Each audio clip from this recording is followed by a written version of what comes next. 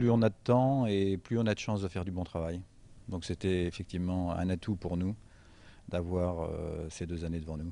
2 années pour accompagner le reclassement de 330 salariés. En décembre 2006, l'usine Continentale d'Angers annonçait sa fermeture. Celle-ci a officiellement eu lieu aujourd'hui. Entre-temps et dès mars 2007, un large plan de sauvegarde de l'emploi a été mis en place pour que les salariés soient reclassés. L'anticipation a été payante. Aujourd'hui, 295 personnes ont déjà retrouvé une activité. Le deuxième élément, je dirais majeur, c'est effectivement d'avoir du personnel compétent et motivé, ce qui était aussi le cas. Nous avons des salariés qui avaient un très bon niveau de qualification et qui, malgré les difficultés, se sont engagés très activement dans la démarche de reclassement. Ajoutez à cela de gros moyens financiers et de conseils pour permettre un accompagnement personnalisé de chacun des salariés et vous obtenez de très bons résultats. Sur les 330 aujourd'hui, nous avons 89%, donc faites le calcul vous-même et il vous dira les chiffres qui sont reclassés.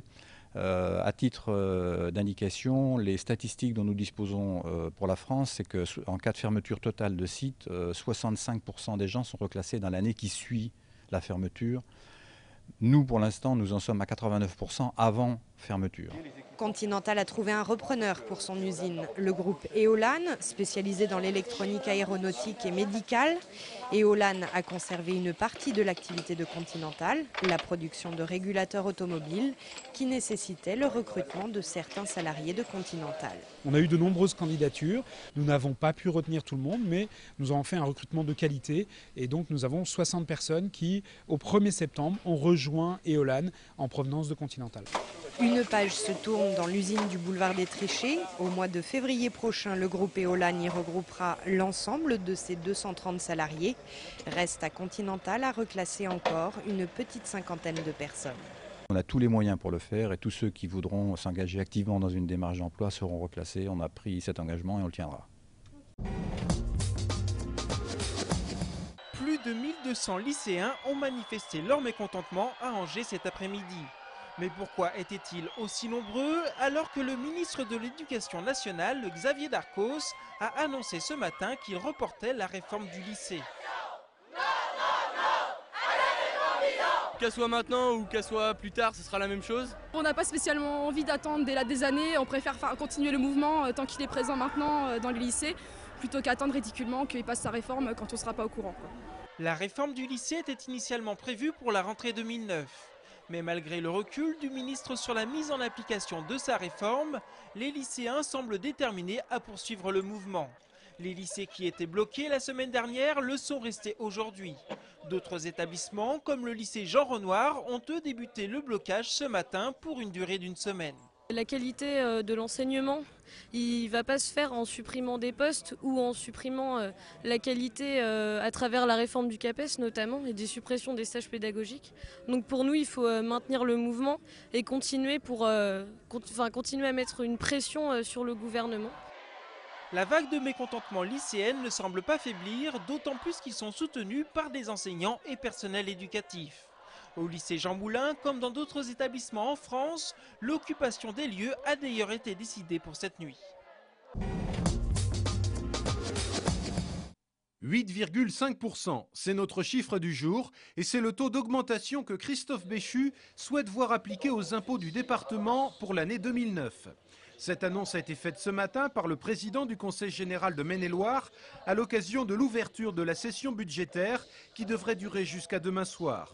Christophe Béchu, qui parle d'une décision difficile à prendre, met notamment en avant la conjoncture pour expliquer cette hausse. Christophe Béchu sera d'ailleurs l'invité du magazine C'est-à-dire, qui sera diffusé en fin de semaine sur notre antenne. « 19h30 dans un quartier résidentiel de Trélazé. Véronique prépare le repas pour ses 4 enfants, seule. Elle fait partie des familles dites monoparentales. Selon le dernier rapport du Secours catholique, aujourd'hui, 60% des familles aidées par l'association sont des foyers monoparentaux. Des foyers fragiles, beaucoup plus exposés à la précarité et à la pauvreté. Véronique a 45 ans. Elle travaille dans une crèche en CDD 2 mercredis par mois et quand il le faut, elle fait quelques remplacements. Avec ce contrat de travail précaire, difficile pour elle d'envisager l'avenir. Je serais tranquille, entre guillemets, si j'avais un poste en CDI. Parce que là, au moins, vous pouvez vous poser, vous pouvez faire des projets, vous pouvez partir en vacances, vous pouvez gâter vos enfants parce que vous savez que vous avez un salaire qui tombe à la fin du mois.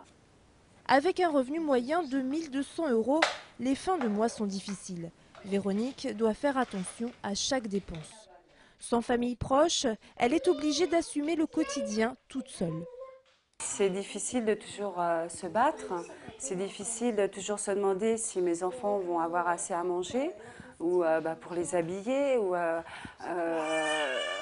je ne peux pas t'offrir ce pantalon parce que c'est une marque, parce que c'est trop cher. Voilà, oui, c'est difficile, moralement c'est difficile. Issus d'un premier mariage, les triplés de Véronique sont en garde alternée 1 semaine sur 2. Et à 9 ans, ils sont parfaitement conscients des difficultés rencontrées par leur mère. C'est vrai, maman, elle n'a pas beaucoup d'argent et faut pas lui faire tout dépenser parce que sinon on n'a plus rien. Pour autant, pas question de tout leur faire subir. Véronique veut offrir à ses enfants un beau Noël. Pour les cadeaux, elle a dû piocher dans sa réserve, mais peu importe, elle se restreindra sur autre chose.